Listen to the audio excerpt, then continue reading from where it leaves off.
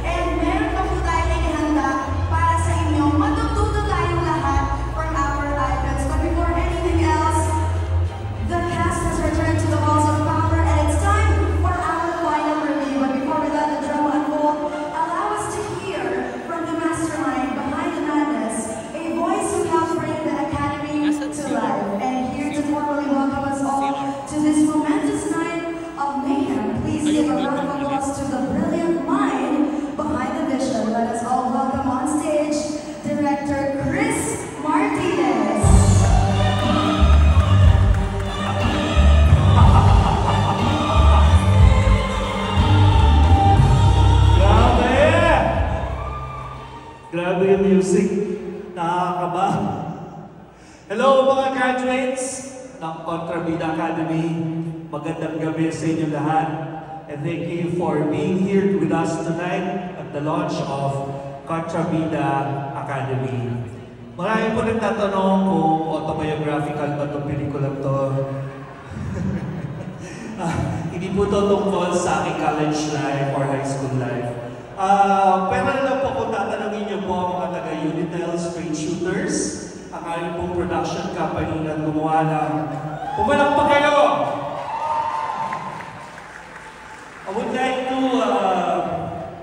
thank them, okay, for their patience. Okay? Behind the scenes, I had the most creative production team who are just as contrabida as I